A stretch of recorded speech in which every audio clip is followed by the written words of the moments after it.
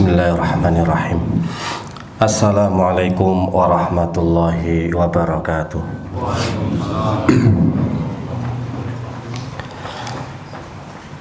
Innal hamdalillah nahmaduhu wa nasta'inuhu wa nastaghfiruh wa na'udzu billahi min syururi anfusina wa min sayyiati a'malina. May yahdihillahu fala mudhillalah wa may yudlil fala hadiyalah. Asyhadu an la ilaha illallah wahdahu la syarikalah wa asyhadu anna Muhammadan abduhu wa rasuluhu la nabiyya ba'dah. Ya ayyuhalladzina amanu taqullaha haqqa tuqatih wa la tamutunna illa wa antum muslimun. Ya ayyuhalladzina amanu taqullaha wa qulu qawlan sadida yuslih lakum a'malakum wa yaghfir lakum dunubakum wa may yuti'illaha wa rasulahu faqad faza fawzan 'azima. Amma ba'd, ikhwani fillah rahimani wa rahimakumullah. Alhamdulillah, hendaknya kita selalu memuji dan bersyukur kepada Allah sebagai langkah awal agar kita menjadi hamba yang selalu mengingat nikmat-nikmat Allah sebelum nanti dimintai pertanggungjawaban. Karena nikmat yang hadir di kehidupan kita itu sangat banyak sekali, sangat melimpah ruah, sehingga sulit bagi kita untuk menghitungnya. Tetapi terkadang nikmat itu bisa terlupakan dan terlalaikan manakala Allah memberikan kita kesibukan ataupun dengan satu ujian. Maka dengan adanya ujian pun kita hendaknya tetap harus bersyukur kepada Allah dengan nikmat-nikmat yang lainnya. Salawat serta salam semoga tetap tercurahkan kepada junjungan kita Nabi besar Muhammad SAW bersama keluarga, para sahabat, serta kepada para pengikut-pengikutnya yang mengikuti beliau dengan baik sampai hari kiamat. Insya Allah kita akan membahas salah satu tema di saat sedih melanda ya. Dan faktor-faktor yang menjadikan seorang hamba itu sedih itu banyak. Berbagai macam hal bisa menjadikan seorang hamba itu sedih. Entah kehilangan orang yang mereka cintai, mungkin seperti perpisahan atau kematian atau kehilangan yang lainnya. Bisa jadi karena kekecewaan, ada keinginan, cita-cita, ada harapan tetapi di luar ekspektasi. Ada juga karena penyesalan, ada rasa bersalah, ada rasa takut, ada rasa cemas, dan macam-macam. Banyak hal yang menjadikan seseorang itu sedih. Tetapi yang jelas, kebanyakan manusia rata-rata ketika diberikan ujian dan musibah, mereka akan merasakan kesedihan. Maka kita ambil satu poin sedih yang biasanya dialami oleh hamba adalah ketika mereka dihimpit oleh suatu ujian ataupun musibah. Sebagaimana yang dijelaskan di dalam Al-Quran, di dalam As-Sunnah, di dalam hadis-hadis yang juga banyak sekali, bahwasannya memang manusia ini diciptakan di dunia itu didesain untuk mendapatkan ujian, wajib diuji. Sudah desain itu sudah ya. Jadi kalau kita berharap hidup bahagia di dunia itu kehidupan yang kamuflase, pasti menipu. Nggak ada kebahagiaan yang hakiki ketika seseorang hidup di dunia. Karena by design-nya itu memang harus menghadapi berbagai macam rintangan, ujian dan musibah. Kalau nggak siap dengan ujian dan musibah, ya sudah, langsung saja cepat-cepat pingin pulang ke akhirat. Insya Allah ujian dunia aman, tapi ujian akhirat, waduh, ujian alam barzah ini nambah berat sekali. Beda dengan keinginan orang-orang mukmin, orang-orang soleh. Mereka memang benar-benar rindu dan cinta kepada Allah, pengennya segera bertemu dengan Allah, ingin mendapatkan kenikmatan-kenikmatan yang sangat luar biasa. Salah satunya adalah surga. Ini rasa yang benar cinta dan rindu dengan kampung akhirat. Tapi kalau dibandingkan dengan kita, sebenarnya kecondongan hati kita tuh masih di dunia, cuma nggak ingin mendapatkan konsekuensi ujian dan musibahnya. Kalau dilihat salah satunya dalam surat Al-Baqarah 155, Allah juga di situ menyebutkan walanabluwannakum bisyai'im minal khaufi wal ju' wa naqsim minal amwal wal anfusi was samarat wa basyiris sabirin.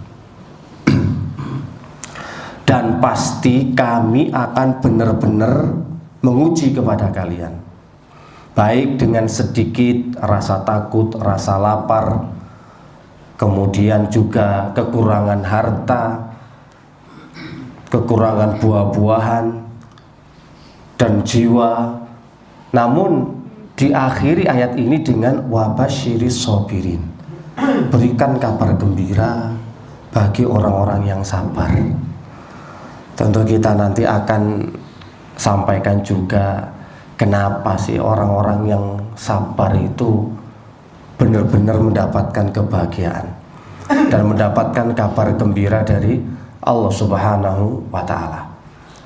Ini salah satu contoh dalil dari Al-Quran bahwasannya manusia tidak akan bisa lepas dari yang namanya ujian. Namun disebutkan oleh Allah Subhanahu wa Ta'ala dengan bisyai'im minal khauf wal ju', hanya dengan sedikit, bukan full, bukan penuh, hanya diuji dengan sedikit rasa lapar, sedikit rasa cemas, rasa takut, rasa khawatir, bukan perkara yang sangat besar.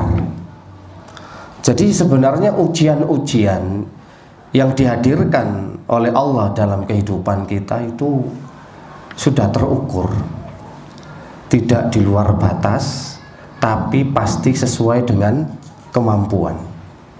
Namun sikap kita, respon kita itu sendiri yang menjadikan kadang-kadang ujian itu terasa besar dan berat. Bahkan kita sering mendramatisir sebuah ujian, seolah-olah apa yang dia alami itu berbeda dengan yang dialami oleh orang lain. Makanya kata-katanya selalu bilang, kamu gak seperti apa yang kurasakan, coba kalau kamu jadi saya. Kan seperti itu Pak ya, kalau orang kena ujian itu. Orang kena ujian itu salah satunya merasa apa yang dialaminya itu sudah paling berat seluruh dunia. Bukan seluruh Indonesia, tapi seluruh dunia. Kayak berat sekali, hingga orang itu disuruh untuk mencicipi apa yang dia rasakan. Kalau orang Jawa bilang ya rasakno dhewe gitu, kalau orang Jawa ya, ujian itu yang diberikan itu kepadamu, kok aku yang disuruh untuk merasakan. Ya sesuai toh, sesuai. Memang ujian itu macam-macam tingkatannya. Ada ujian daily, ujian tiap hari, ada mingguan, ada bulanan, ada emang ujian eptanas gitu ya.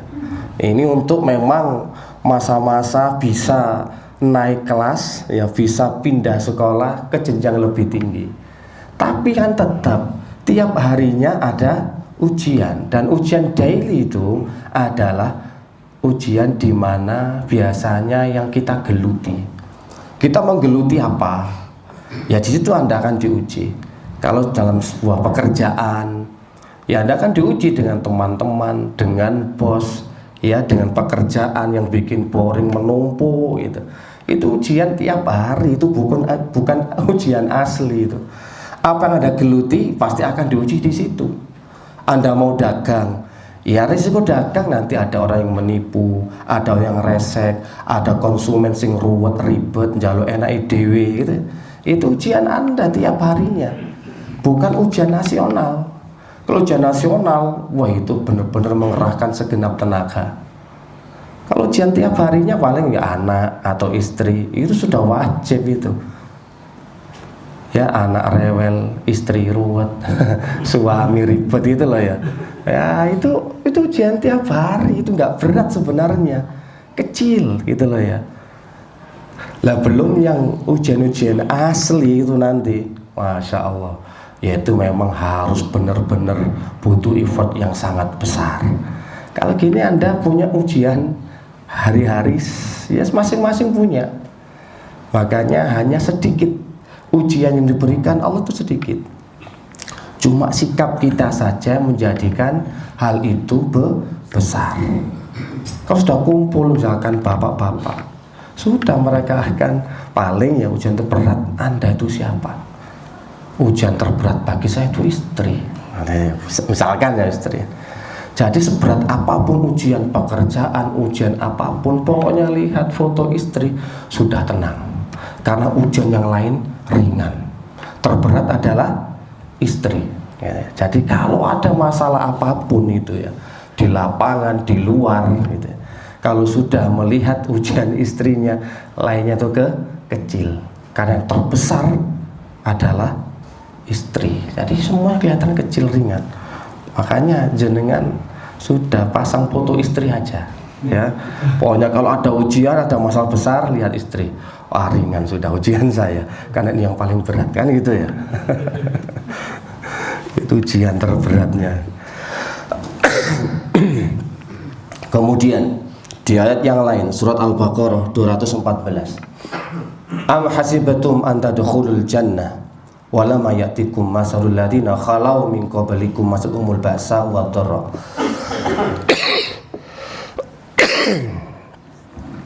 Ataukah kalian mengira bahwa kalian akan masuk surga padahal belum datang kepadamu cobaan seperti yang dialami oleh orang-orang terdahulu sebelum kalian?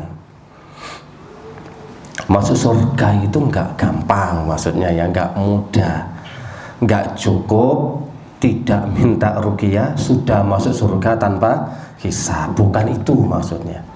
Tapi untuk bisa masuk surga itu ternyata ujiannya sangat berat. Apa kalian sudah mengalami ujian sebagaimana orang-orang terdahulu yang sangat berat, sampai mereka para sahabat, mata nasrullah, kapan ini pertolongan Allah ini wahai Rasulullah? Saking apanya? Saking beratnya. Kalau kita mengacu dengan ujian-ujian orang terdahulu, ya sudah, kita wassalam sudah, nggak ada apa, nggak ada apa-apanya. Kalau kita tunjukkan ujian Nabi, orang-orang soleh, kita selalu berkelit, itulah orang soleh, itulah Nabi. Kita akan beda, Ustaz. Kalau Nabi ya ujiannya berat, kalau kita ya jangan berat-berat, tapi sudah terasa berat. Kita tuh pengennya enak dewe, pengennya kalau dapat nikmat paling besar, ujian paling kecil dan paling ringan. Kan nggak berbanding lurus. Yang namanya ujian itu kan tergantung dari agamanya seseorang. Lah kalau dia memang semakin kuat agamanya, semakin besar pula ujiannya. Kalau keimanan dan pemahaman agamanya itu juga rendah, ringan, ya ujiannya juga ringan. Sesuai, Allah itu memberikan ujian sesuai dengan pemahaman agama dan kekuatan keimanan seseorang. Makanya sudah terukur, nggak salah sasaran sebenarnya. Lah orang itu dikasih ujian sendiri-sendiri. Jangan minta tuker tambah atau ya supaya orang merasakan ujian dirinya. Jelas itu jauh berbeda, kelasnya berbeda, levelnya juga berbeda. di dalam surat Al-Balad ayat yang keempat. Laqad khalaqnal insana fi kabad. Sungguh kami telah menciptakan manusia berada dalam keadaan susah payah.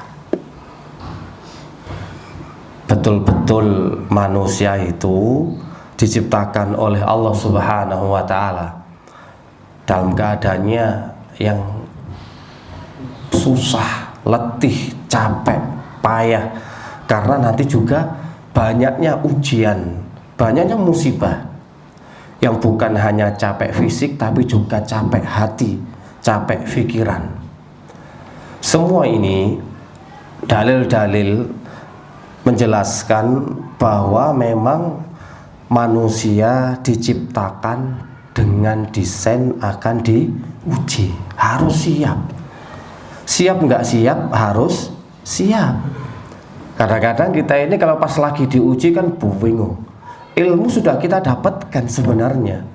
Kita sudah ngaji, ya, sudah ada di majelis ilmu, sudah dikasih bekal. Pelajaran harian sudah didapatkan. Kemudian Allah memberikan ujian itu tanpa informasi terlebih dahulu, dadakan. Kalau orang yang memang giat belajar, mengerjakan pekerjaan rumah, dengan adanya ujian dadakan, apakah berat bagi siswa yang rajin? Tentu itu tidak. Tapi yang nggak pernah belajar, sukanya main-main tok, ya sukanya sendagurau, karena mereka memahami ya inama dunya laibun walahun. Dunia itu adalah tempat bermain dan sendagurau. Jadi mek dulinan bermain tok sendagurau. Pas waktu ujian, wah stres, depresi, karena biasa cuma main. Ini kan juga melaksanakan, mengamalkan ayat ini Ustaz. Dunia itu tempat bermain dan sendagurau, guyon tok, sendagurau tok. Ketika diuji kaget. Nah, sama juga Allah itu tidak pernah menginformasikan ujian kepada jenengan, kepada antum-antum sekalian. Minggu depan akan saya uji, ya enggak. Tahun depan ingat ujian berat ini. Kita sudah siap-siap, tapi ujian ini enggak langsung dadaan. Siap enggak siap pasti akan tetap diberikan oleh Allah Subhanahu wa taala. Kemudian Syekh Ibnu Utsaimin rahimahullah di dalam kitab beliau Syarah Riyadhus Shalihin menjelaskan secara sederhananya saja, manusia ketika diuji, ketika mendapatkan musibah, maka manusia itu akan menghadapi dengan 4 karakter, ya, karakternya manusia. Jadi enggak jauh-jauh yang ke-5, ke-6, ke-7 tidak. Tapi beliau menyederhanakan tingkatan orang-orang atau karakter sikap manusia dalam menghadapi ujian itu ada 4. Yang pertama itu adalah al-ghadab, marah, gitu ya. Ini karakter pertama ini ya. Yang kedua as-sabru, sabar. Yang ketiga ridho. Yang keempat syukur. Marah, sabar, ridho, syukur. Pokoknya kalau dapat ujian, dapat masalah, dapat tekanan, dapat hal-hal yang tidak menyenangkan, yang di luar ekspektasi dia, biasanya manusia ini sudah tersederhanakan dengan 4 karakter ini, 4 tipe. 1, nggak terima berkeluh kesah atau marah. Yang kedua, dia tetap sabar. Yang ketiga, dia ridho, menerima segala bentuk apa yang diberikan oleh Allah. Atau yang keempat, bersyukur. Ini dari jenjang 1, 2, 3, 4 ini. Dari 1 ke jenjang yang tingkatan atasnya lagi itu beda jauh, dan prakteknya juga berat, susah. Beliau langsung memberikan 4 prosedur ini. Ini jalan yang keluar, punya 4 ini. Namun kebanyakan manusia ya, terjatuhnya antara 2 sisi dulu ini. marah dan sabar. Untuk memperoleh sabar ini butuh perjuangan yang berat. Nah, untuk marah itu sudah umum. Untuk nggak terima gitu loh. Jadi awalnya itu kayak mengeluh, tidak menerima ujian yang diberikan oleh Allah kepadanya. Dia nggak terima, seolah-olah dia itu nggak layak, nggak pantas untuk mendapatkan ujian tersebut. Sehingga dia itu menggerutu, dia itu dongkol. Lah marah ini kan ada 3 versi.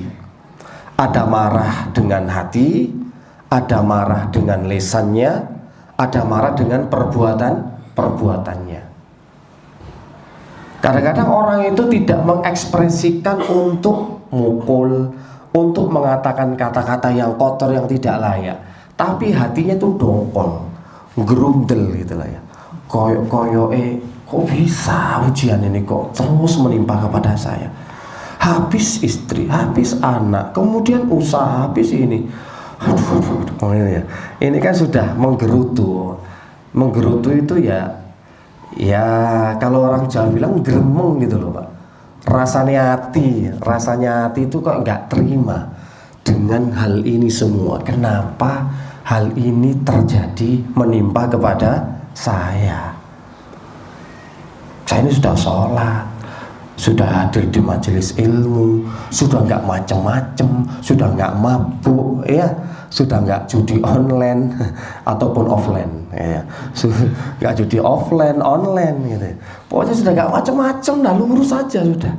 Tapi kok malah dapat ujian, mosok salah sasaran ujian ini ya. Gitu.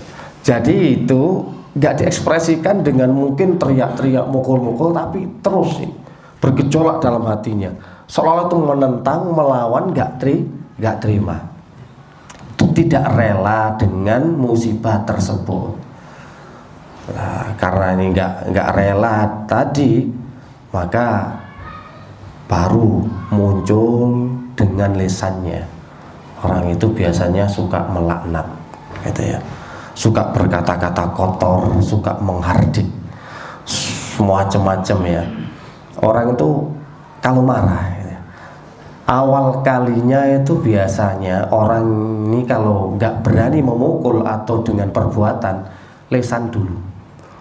Lisan itu bisa jadi kata-kata yang kasar, kata-kata yang jelek akan muncul dari mulutnya. Ungkapan yang protes, nggak terima. Orang itu kan kalau diuji itu marah dengan lisan, bisa terekspresikan dengan ucapan, bahkan kadang mendoakan kejelekan. Wah, hati-hati, tak doakan keburukan kamu 7 turunan gak bakal nemu enak, melarat semuanya, sakit semuanya. Ini kan sudah melaknat ini. Ini marah yang ditahan, tapi akhirnya lisan ini gak terima. Hati-hati, tak tuntut di akhirat dia. Wah, ini bahasa kerennya sudah ngaji itu nuntut di akhirat, gitu ya. Karena sudah nggak mampu membalas di dunia, langsung inting-inting, niteni atau apa inting-inting itu ya. Apa bahasa Jawa itu inting-inting itu terus, pokoknya kamu nanti tak tuntut di akhirat. Selalu bahasanya itu terus, gitu ya. Ini bahasa yang sudah ngaji itu gitu biasanya, ya. Dia itu belum bisa berdamai dengan dirinya sendiri. Jadi ketika disakiti, dizolimi, dikhianati, difitnah, dijatuhkan nama baiknya, mana nggak terima, nggak terima, jelas ini. Oke lah, saya tuntut dia nanti di akhirat. Saya akan mengadu, menuntut di hadapan Allah Subhanahu wa Ta'ala. Keren. Tuntut-tuntutan ini. Iki loh yo. Seumpama dilihat dalilnya aku melok sopo, ya. Nabi apa pernah mengajarkan dendam kesumat seperti Brahma Kumbara dan lain-lainnya itu? Gak ada dendam kesumat itu Pak ya. Ya kalau Anda lihat film India Tuan Thakur itu dendam kesumat sampai 7 turunan gak berhenti. Tapi kalau kita itu orang Islam, orang mukmin, kan gak layak nunggu untuk nuntut di akhirat. Orang kalau kita itu dizolimi Pak, kan tinggal milih. Kata Syekhul Islam Ibnu Taimiyah gitu ya. Orang itu ketika dizalimi atau disakiti, ada 3 pilihan bagi dia. Milih yang mana terserah, bebas. Yang pertama muktasid. Muktasid itu pertengahan, impas. Kalau Anda dizalimi 3, Anda balas 3, impas.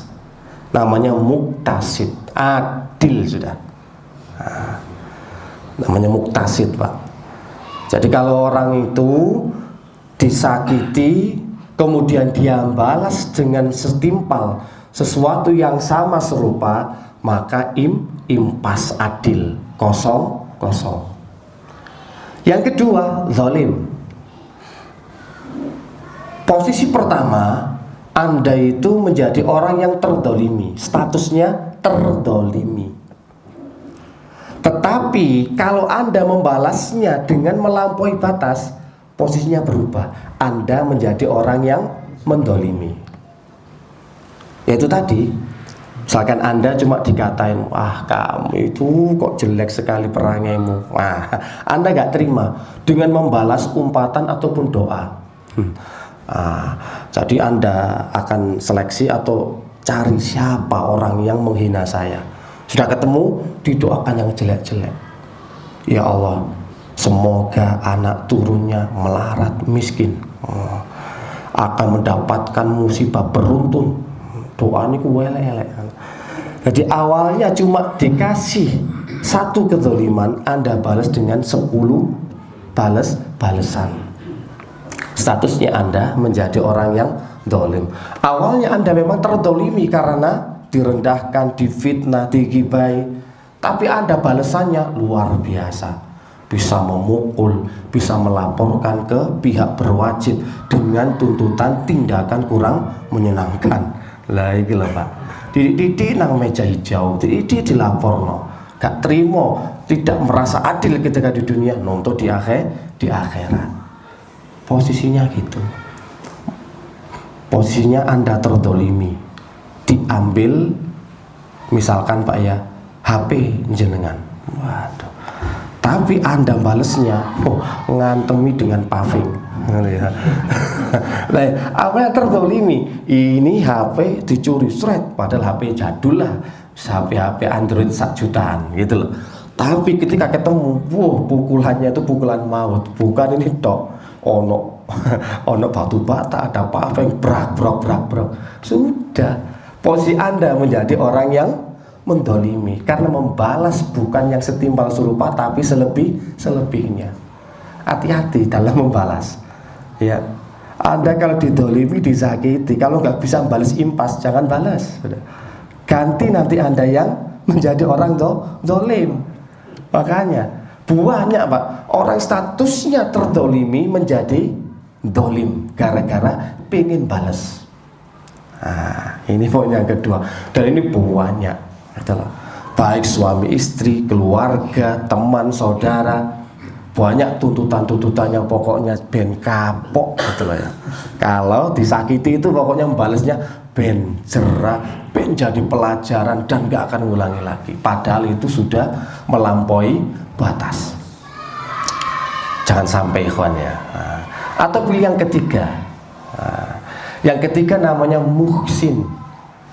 Muhsin itu artinya memaafkan dan berbuat baik kepada orang yang mendolimi kita. Gak enak ini, gak enak. Ini gak enak. Gak seru ini Pak, gak seru. Ya, jadi kalau ada orang yang jahat sama kita, mendolimi kita, ataupun menjatuhkan martabat dan kehormatan kita malah memaafkan dan berbuat baik. Dunia nggak rame ini Pak ya, nggak seru ini, nggak bisa tuntut-tuntutan, nggak bisa pakai lawyer pengacara. Kalau ini semua, wah dunia kita tentrem. Kalau semua orang yang terdolimi kemudian membalas dengan kebaikan, aman sentosa, katalah ya. Tapi kebanyakannya itu yang versinya itu yang 1 atau 2. Yang ketiga ini diperuntukkan kepada orang-orang yang beriman, yang yakin dengan janji Allah Subhanahu wa Ta'ala. Kan tinggal milih Selama Anda didolimi, bukan dibawa ke ranah hukum, Anda boleh membela diri. Membela diri itu boleh, dan itu hak antum. Tapi kalau antum mau merelakan haknya, maka Anda akan mendapatkan kedudukan yang mulia di sisi Allah Subhanahu wa Ta'ala. Jadi orang yang istimewa. Tapi kalau Anda itu disakiti, bales dengan yang setimpal, impas, adil, tapi Anda jadi orang biasa di sisi Allah. Di mata Allah Anda itu orang yang biasa, gak ada istimewanya. Allah juga tidak akan meninggikan derajat. Tapi kalau mau berbuat baik dan mau memaafkan kesalahan orang lain, baru janji Allah itu adalah wa ma zadallahu bi abdin izzan. Tidaklah Allah mengangkat derajat dari seorang hamba dengan beberapa derajat disebabkan dari bi'afin, sebab pemaafan dia kepada orang lain. Baru Allah akan menambah kedudukan di mata Allah Subhanahu wa Ta'ala. Anda membalas dengan balasan yang setimpal, itu hak Anda, memang hak jenengan, hak antum. Tapi ingat, tidak ada kedudukan dan tidak ada keistimewaan. Anda seperti halnya orang pada umumnya, 11-12. Bukan orang yang hadir di majelis ilmu taman-taman surga. Karena harusnya orang berilmu itu karakternya, sikapnya berbeda dengan orang-orang jahil. Lah kalau orang berilmu sama saja balas-balasan, opo bedane? Nggak ada. Nah, orang berilmu itu dituntut, Pak, disakiti, didolimi, sesakit apapun dia nggak boleh untuk membalas hal yang serupa. Untuk orang berilmu ya, untuk beriman. Tapi kalau kita sama-sama, ya impas. Cari orang-orang itu ya katanya 11-12 nggak beda jauh. Ternyata nggak beda jauh. Tapi karakternya orang penuntut ilmu itu kan harus legowo, pemaaf, lapang dada, menerima. Bukan malah menuntut, apalagi sampai ke akhirat. Keren itu bahasa-bahasa itu sering sekali didengarkan. Kalau sudah didolimi orang lain, apalagi uangnya dibawa lari, tenang, anak nggak akan lupa, akan tuntut di hadapan Allah. Iki soal tipu menipu ya, hati-hati loh ya. Makanya marah itu bukan solusi. Dengan lisan, dengan perbuatan, pokoknya nggak setuju. Kalau dengan perbuatan tentu banyak hal ya. Kalau dengan omongan kadang sampai ngejer-ngejer gitu ya, mukanya merah, ngomongnya juga mulai gelagapan karena degup jantungnya kan semakin keras. Makanya omongannya kadang-kadang itu nggak terarah. Ditambah lagi kalau sudah main fisik, entah mukul, nendang, banting HP, banting pintu dan macam-macam.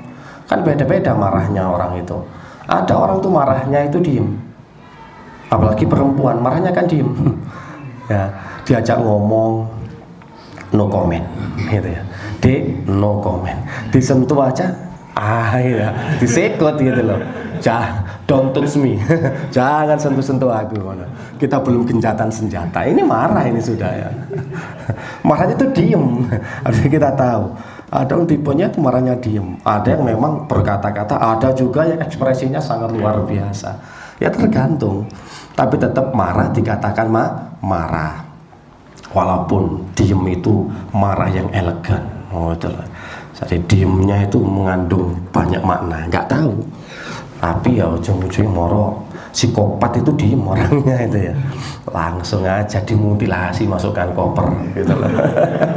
Lagi itu tipe marahnya itu.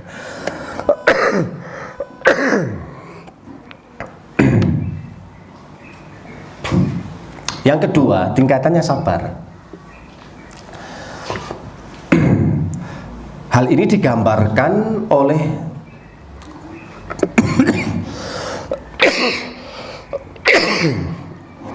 banyak orang, banyak penyair. Sabar itu memang seperti namanya, pahit kalau baru dirasa di awal. Tapi buahnya yang ditunggu-tunggu jauh lebih manis daripada madu. Itulah sabar, sesuai dengan namanya. Awalnya pahit, tapi endingnya manis, dan manisnya melebihi madu. Dia melihat musibah yang menimpa kepada dirinya itu memang berat, dan dia tuh nggak seneng, nggak suka kalau hal itu terjadi menimpa kepada dirinya. Nggak seneng, Pak. Ini tingkatan orang sabar loh ya. Ketika dapat ujian, dapat musibah, dia tuh nggak seneng musibah itu hadir di kehidupannya. Tetapi keimanannya harus menahan dia supaya tidak marah, tidak lesannya berkata-kata yang tidak diridhoi oleh Allah, dan juga menahan fisiknya supaya tidak melakukan dosa dan maksiat. Harus tetap sabar. Nggak suka, nggak senang hal itu terjadi dan menimpa kepada dirinya, tapi di sisi lain ini dituntut. Lesannya nggak boleh ngomong ngawur, nggak boleh meledak-ledak, nggak boleh emosi. Perbuatannya juga dijaga, jangan sampai hal ini membuat Allah nggak ridho kepada dirinya. Dan dia harus beriman kepada takdir. Orang sabar nggak seneng tapi harus ditahan, Pak. Aslinya kan, aduh gak kuat, gak seneng, tapi saya harus sabar. Gak boleh berucap, bertindak yang keluar dari syariat. Sabar itu kan, namanya sabar Pak ya, ada 3 jenis toh. Sabar untuk melaksanakan ketaatan. Yang kedua sabar supaya tidak bermaksiat. Yang ketiga sabar ketika mendapatkan ujian dari Allah Subhanahu wa Ta'ala. Nah jenengan ketika ditimpa musibah, kenapa sabar itu solusinya? Maksudnya dengan adanya musibah jangan membuat hati Anda galau, sedih, akhirnya tidak semangat untuk ibadah, untuk tidak melaksanakan ketaatan kepada Allah. Itulah beratnya sabar. Jadi walaupun banyak problem, banyak masalah, Anda tetap konsisten sholat malam, saya sholat tahajud, hadir di majelis ilmu, membaca Al-Quran, juga berzikir, dan istiqomah untuk melaksanakan ketaatan-ketaatan yang lainnya. Itu namanya sabar. Kadang-kadang orang dikasih masalah, dikasih problem, sudah menghilang, gak terlihat di majelis ilmu. Kenapa? Galau. Galau. Gara-gara galau akhirnya ibadah malas, ngaji tambah malas, ya tambah setannya buahnya akhirnya futur mundur alon ya mundur pelan-pelan di akhirnya. Tetap harus taat loh ya, namanya sabar tuh. Dan jangan sampai melakukan hal-hal yang tidak diridhai oleh Allah, hal-hal yang melanggar syariat. Lesan marah-marah, ngamuk itu nggak layak. Namanya sabar itu kan mengekang seseorang untuk melakukan hal yang tidak layak dan tidak semestinya, baru dikatakan sabar. Kalau Anda kena problem suntuk kayak bawaannya, muka ditekuk, ya susah senyum, disapa nggak fokus gitu lah ya. Ya ini kan sudah mulai ini ya, melakukan hal-hal yang tidak layak. Maksudnya bukan berarti ketika Anda dapat ujian masalah senyum-senyum, ya tambah bahaya nanti. Ini gimana ditinggal istri meninggal kok malah senyum-senyum, mana kan bahaya. Berarti sudah ada cem-ceman ini.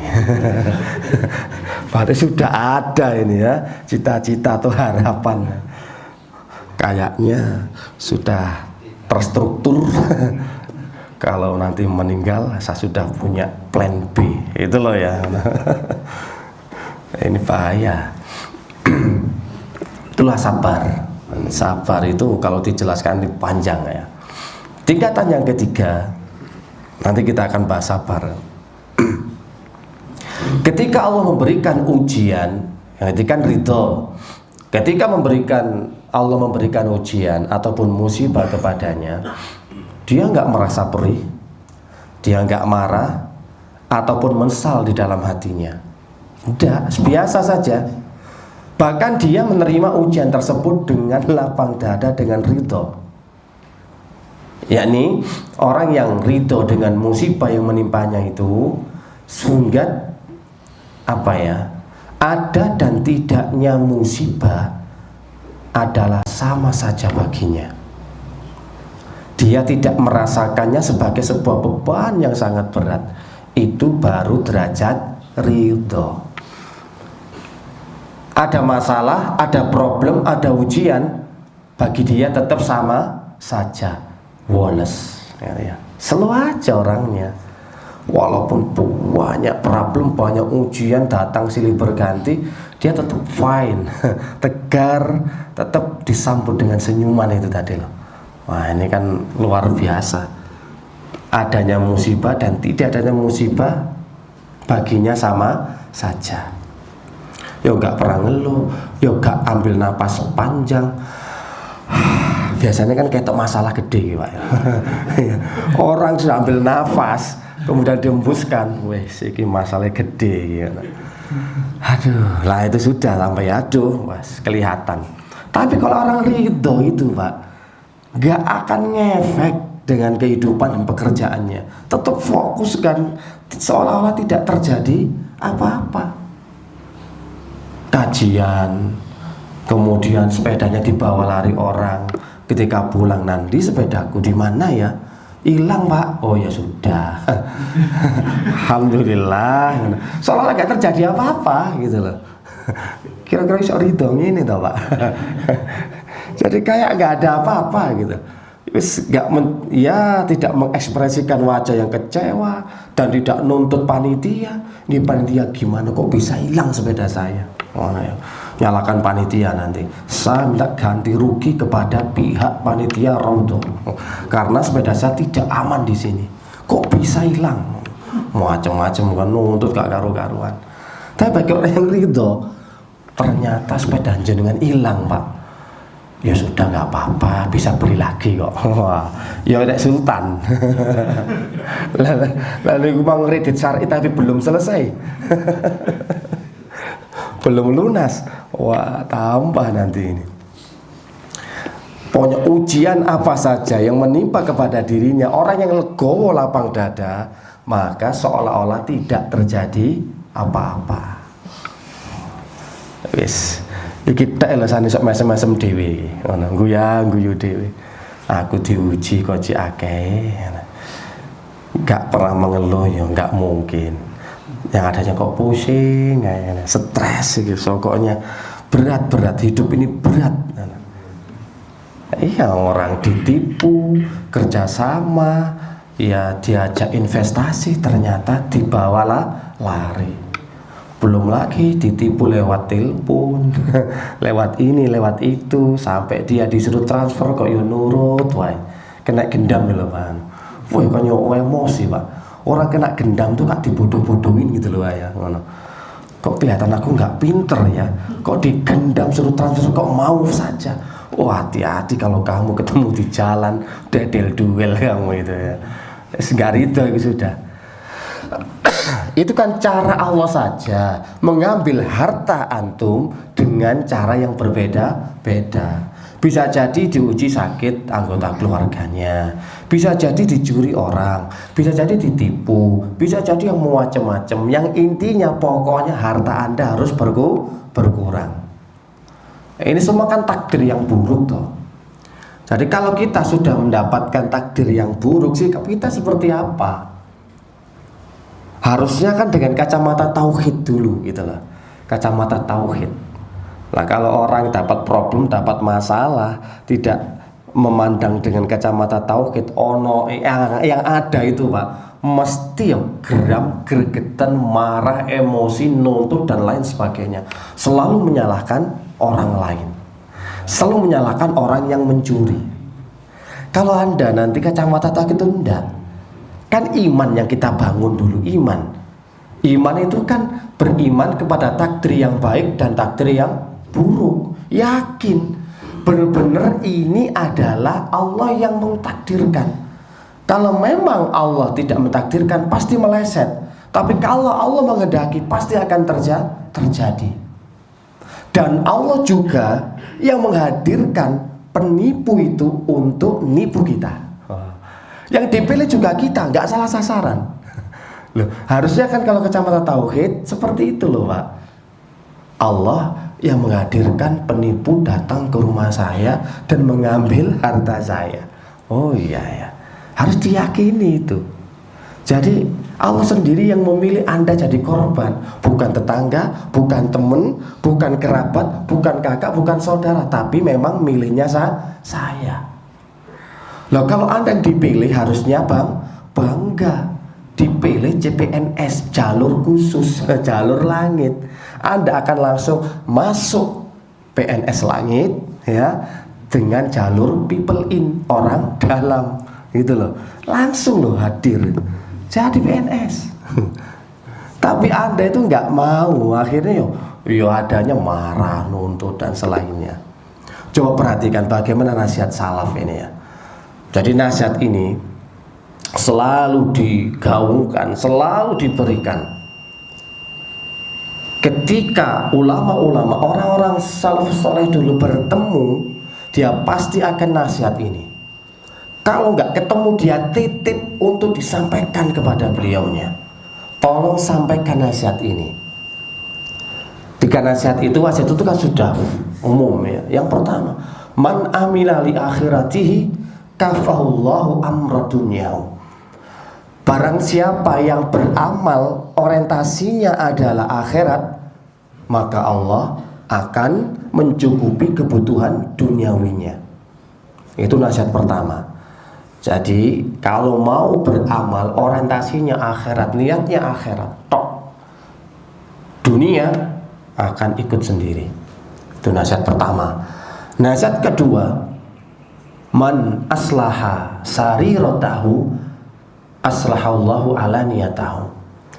Barang siapa yang memperbaiki urusan batinnya, urusan hatinya, urusan dalamnya ini Pak, maka Allah akan memperbaiki urusan dohirnya. Jadi kalau ada problem, ada masalah, perbaiki dulu hatinya ini loh. Perbaiki dulu masalah dalamnya ini, baru Allah akan memperbaiki urusan luar-luarannya, itu gampang ikut gitu loh. Yang ketiga, man aslaha bainahu wa bainallah, man aslaha ma bainahu wa bainallah aslahallahu bainahu wa bainan nas. Barang siapa yang memperbaiki hubungannya dengan Allah, maka Allah akan memperbaiki hubungannya dengan sesama manusia. Ini Pak, 3 nasihat nggak boleh dilupakan, nggak boleh dilalaikan. Dulu ketemu satu dengan yang lainnya, nasihat ini pasti akan digaungkan. Ini Masya Allah. Jadi kalau kita lihat, kita cermati, man aslaha ma bainahu wa bainallah. Barang siapa yang memperbaiki hubungannya dengan Allah, Allah akan memperbaiki hubungan dengan manusia. Jadi ketika ada manusia kok kelihatannya mencaci saya, mencacat saya, menggibahi saya, dia langsung introspeksi diri. Pasti ini ada hubungan saya dengan Allah yang nggak ideal, gitu loh ya, nggak ideal hubungan saya dengan Allah. Makanya ulama salaf terdahulu juga memberikan satu nasihat. Aku bisa melihat kemaksiatanku dari perilaku istri dan hewan tungganganku. Kalau istriku kok nggak nurut, istriku kok nggak taat, nggak patuh sama aku, berarti ada maksiat antara aku dengan Allah, kan gitu toh. Kalau hewan kendaraannya kok ya rewel gitu, oh berarti juga ada sesuatu antara dia dengan Allah. Perbaiki dulu hubungan kita dengan Allah. Hubungan sesama manusia itu mudah, gampang. Ya enggak? Sama istri, sama anak, sama tetangga, sama kerabat, sama saudara, sama orang lain, itu dibikin mudah. Nah kalau kita juga bisa memperbaiki urusan hati kita, batin kita, ya urusan yang nampak-nampak itu dipersatukan oleh Allah. Makanya ujian itu bagaimana cara kita memaknainya. Kalau kita salah memaknai, salah bersikap, ya jangan salahkan. Kalau ujian itu malah amburadul, bikin ribet, bikin ruwet. Karena kita selalu mengandalkan diri sendiri dulu, tidak langsung introspeksi diri. Nah ini, makanya harus ke dalam dulu kalau ada apa-apa itu. Cermati masalah hati, masalah akhlak. Karena inginnya Allah itu ya, ketika hadir ujian di tengah-tengah kehidupan kita, Allah itu pengen kita punya karakter yang lebih baik, punya hati yang lebih bersih, punya akhlak yang mulia. Orang itu semakin banyak ditempa ujian pasti berkarakter. Tapi kalau orang nggak pernah kena ujian sedikit langsung termehek-mehek, termenyek-menyek gitu loh, kayak orang muanja. Sama kalau anak itu nggak pernah survive di luar gitu ya, selalu enak, tok makan, minum semua dipenuhi. Dengan anak bolang ini ya, biasa bolang main layangan, kelereng, ya aduh sekali beluron berenang di sungai, itu kesehatannya kuat. Kalau orang ini, orang nggak pernah keluar, kena hujan langsung pilek, panas gitu. Sama kalau orang nggak pernah kena ujian, Pak, hujan sedikit langsung ambruk, nggak punya karakter, nggak bisa survive, nggak bisa struggle gitu orangnya itu. Nah jadi kan diuji terus supaya punya karakter yang kuat. Salah satunya juga punya akhlak, biar muncul akhlak mulianya itu. Nggak diuji, nggak sadar, nggak paham. Sebenarnya Allah menginginkan Anda itu berkarakter dan punya akhlak baik. Tapi akhlaknya tetap pancet loh jenengan ini. Dikasih ujian ya pancet ngamuan, gak lulus. Harusnya kan muncul, oh akhlak sabar muncul, akhlak ridho muncul, akhlak memaafkan muncul. Itu kalau nggak dengan ujian, nggak bisa Anda memiliki akhlak yang baik. Harus ditempa dengan itu. Ya memang banyak hikmah daripada ujian, yang menggugurkan dosa, yang meningkatkan derajat. Engkau disik, maksudnya nanti dulu yang itu. Ya itu bonus saja, itu bonus. Yang terpenting yang diinginkan oleh Allah, karakter dan akhlak sampean. Berubah apa enggak? Stagnan, monoton, atau pancet aja? Pancet ya tetap gitu loh. Diuji kok yo pancet tetap, gimana orang ini akhlaknya nggak berubah-ubah. Makanya ya semakin lama ngaji akhlaknya tetap seperti itu. Harusnya kan semakin lemah lembut, semakin sayang, semakin santai, semakin pemaaf gitu. Ini malah nuntut di akhirat, semakin ngaji semakin nuntut di akhirat. Wah, pemaafnya mana ini karakternya ini? Selalu ujung-ujungnya. Ya, itu sering memang saya dengarkan itu. Ikhwan-ikhwan tuh kalau sudah didolimi itu menuntutnya di akhirat tau kayaknya. Itu kan asli nih pengen nuntut di dunia tapi nggak punya power.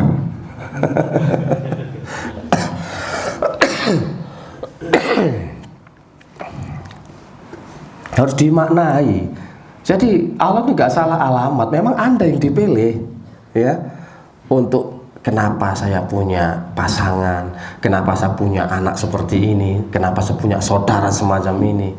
Wah, Anda yang dipilih sudah, nggak salah sasaran. Makanya tujuan ujian itu menimpa kepada kita memang supaya kita salah satunya adalah mengenal Allah. Tauhid dulu. Oh, harus kacamata tauhid. Harus diimani dulu benar-benar dari Allah. Nggak salah ini. Berarti harus diterima ini bab ridho, diterima. Jadi seolah-olah nggak terjadi apa-apa. Ya tidak mempengaruhi pekerjaannya, tidak mempengaruhi aktivitasnya, tidak mempengaruhi hubungan dia dengan siapa saja. Tetap. Nah, biasanya kalau orang banyak masalah kan sewot sensitif. Yaitu pahami saya, sini banyak masalah. Orang dituntut untuk memahami dia kalau banyak problem, banyak masalah. Padahal kalau dia mau ridho, ya Masya Allah, sebagaimana disebutkan dalam suatu hadis, inna idhamal jaza ma'a idhamil bala. Sesungguhnya besarnya nilai pahala berbanding lurus dengan besarnya suatu ujian. Innallaha idha habba qauman ibtalahu.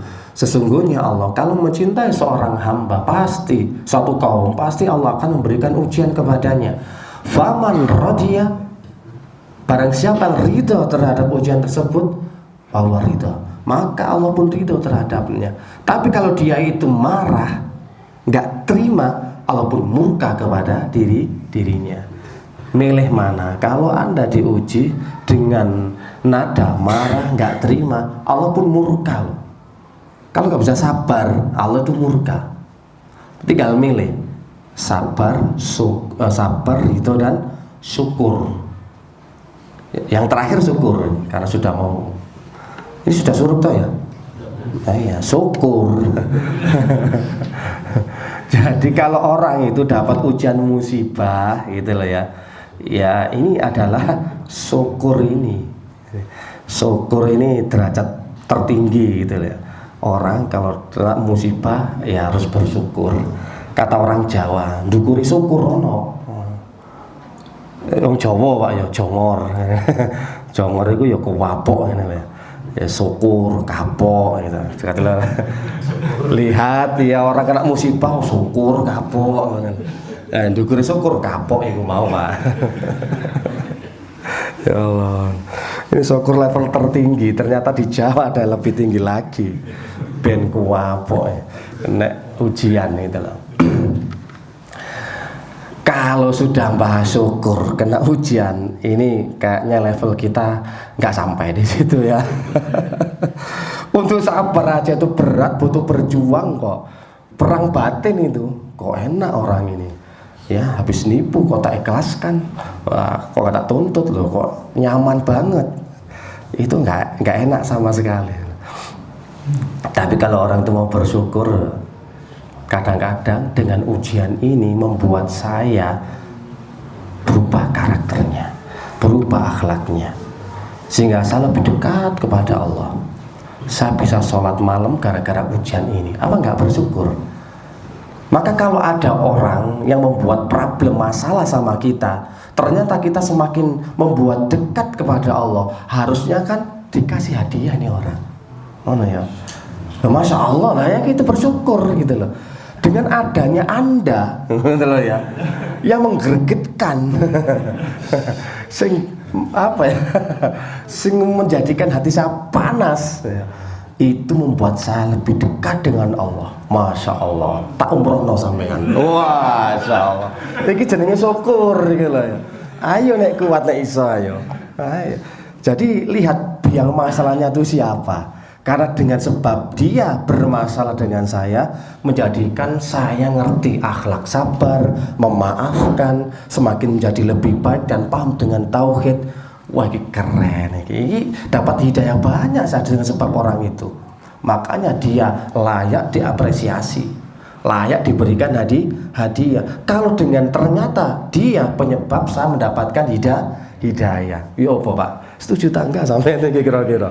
Setuju sampai golek wong sing greget-gregetno iku. Sampai cari itu orang-orang yang bikin masalah dengan sampean itu. Sudah datangi satu persatu gitu loh. Kasih hadiah yang istimewa. Anda itu memang biangnya masalah. Karena itu saya berterima kasih karena Anda itu memang super bermasalah orangnya. Tapi alhamdulillah dengan adanya Anda itu saya sekarang bisa menjadi orang yang sabar gitu. Lewat perantara Anda. Luar biasa sampai ini. Ternyata sampai ini wali ya. Wali yang diutus oleh Allah. Sawangane orang itu kalau nggak kuat nggak bisa. Itu kalau bab syukur. Benar-benar Anda harus bersyukur, dan ini kalau nggak pakai kacamata hikmah nggak bisa seperti itu, nggak bisa. Yang Anda lihat adalah masalah. Kalau Anda kena masalah, kena problem, kemudian waktu yang Anda forsir lebih banyak kepada memikirkan masalah, itu keliru. Kalau kita dapat masalah, dapat problem, porsi kita dengan Allah harus jauh lebih banyak daripada porsi mikir masalah. Porsinya sudah salah kita itu. Lihat bagaimana Allah menjelaskan, sebagaimana nasihat salaf, man aslaha ma bainahu wa bainallah aslahu wa bainan nas. Barang siapa memperbaiki hubungan dia dengan Allah, maka Allah akan memperbaiki hubungan dengan manusia. Bikin Allah tuh cinta kepada kita. Oh no ya. Iku beres urusannya. Kan gampang. Allah kan tinggal ngomong, ya Jibril, ya, inni uhibbul fulanan. Wahai Jibril, sesungguhnya aku mencintai si fulan. Maka perintahkan seluruh penduduk langit untuk mencintai si fulan. Jibril ngomong penduduk langit, hai penduduk langit, Allah telah mencintai si fulan, maka cintailah si fulan. Seluruh penduduk langit mencintai si fulan. Kemudian rasa cinta itu diletakkan kepada penduduk bumi, kepada si fulan yang dicintai oleh Allah, sehingga manusia pun cinta kepada si fulan. Kan gampang. Kalau Allah sudah cinta kepada kita, maka semua manusia hatinya dibikin condong dan cinta kepada kita. Ya kita cari Allah dulu. Anda dapat problem kalau porsinya mikir masalah nanti gini. Itu sih mengandalkan diri sendiri, mengandalkan logika, mengandalkan relasi. Allahnya nomor sekian. Anda selalu beranggapan ikhtiar itu ya ketika usaha. Padahal ikhtiar yang terbaik adalah dengan ikhtiar tauhid kepada Allah. Wa may yattaqillah yaj'al lahu makhraja. Itu ikhtiar itu, Pak. Barang siapa bertakwa kepada Allah, Allah baru memberikan solusi. Takwa dhisik. Wa may tawakkal 'ala Allah fa huwa hasbuh. Tawakal kepada Allah, Allah akan mencukupi. Lah ini ikhtiar dengan tauhid. Ikhtiar dengan mendekat kepada Allah dengan sifat takwa. Takwa itu ya selalu menetapi, melaksanakan perintah di atas ilmu, menjauhi larangan di atas ilmu. Terus seperti itu. Ikhtiar kita kan selalu dengan fisik, ikhtiar kita selalu dengan relasi, ikhtiar kita selalu dengan logika kita. Nah ini ikhtiar terbaik, the best ya ketika kita kepada Allah. Makanya wasta'inu bisobri wassalah. Kau dapat banyak problem, banyak masalah, minta kepada Allah dengan apa? Sabar dan sholat. Sholat kenapa sholat? Sholat itu memperbaiki hubungan kita dengan Allah langsung, Pak. Kita dialog dengan Allah, sholat itu perbaiki. Makanya kalau dapat masalah, dua itu senjatanya. Tingkatkan, upgrade sabar sholatmu, perbaiki sabarmu, perbaiki sholatmu, beres itu masalah ini. Cuma kau nggak masuk akal, gitu loh ya. Kita itu lebihkan logikanya dulu, logik dulu, rasionalnya dulu. Sehingga yo apa caranya piye wis talah. Ya sudah, ikhtiar terbaik itu ketika kita mendekat dan memperbaiki hubungan dengan Allah. Jadi yang masalah itu bukan sebenarnya saudara kita, istri kita, pasangan kita, orang tua kita, mertua kita, bisnis kita, bukan. Sebenarnya bermasalah itu adalah antara kita dengan, perbaiki dulu hubungan kita dengan Allah, beres kabeh. Teori ini ngono enak. Teorinya gitu loh ya, enak ya. Tapi ketika orang dihadapkan masalah, wah sudah lupa ya nomor sekian nih kulisan. Pokoknya tak tuntut nang akhirat. Kok nggak pernah introspeksi diri? Berarti aku sama Allah hubungannya nggak baik-baik saja saat ini, nggak ideal. Sehingga Allah menegur, dihadirkan orang-orang yang nggak enak sama saya, gitu loh. Kok mau lebih batas iki Pak ya. Iki wis Pak ya, apa lanjut? Sama nih kok harus gak kusuk ngene Pak ya. Sabar itu penting Pak. Ngaji gak sabar yo ngene iki. Fasta'inu bisobri wassalah. Minta pertolongan kepada Allah dengan sabar. Wong sabar itu kan sawangane meneng. Kelihatannya diam, kelihatannya nggak bisa apa-apa. Itu sabar. Padahal seluruh urusannya di take over sama Allah. Innallaha ma'as sabirin. Allah itu membersamai orang-orang yang bersabar. Orang sabar itu kelihatannya diam, nggak bisa berbuat apa-apa, tapi Allah sudah men-take over. Wes urusanmu tak ambil alih, gampang sudah. Kalau Allah yang mengambil alih, apa yang susah, apa yang sulit? Kesulitan marah bahaya sebesar apapun kalau berhadapan dengan Allah, sudah nggak ada apa-apanya. Nah, makanya belum menjelaskan bab sabar kita, sudah nggak sabar antum, ya sudah kita sudahi aja. Semoga bisa bermanfaat. Subhanakallahumma wa bihamdika asyhadu an la ilaha illa anta astaghfiruka wa atubu ilaik. Assalamualaikum warahmatullahi wabarakatuh.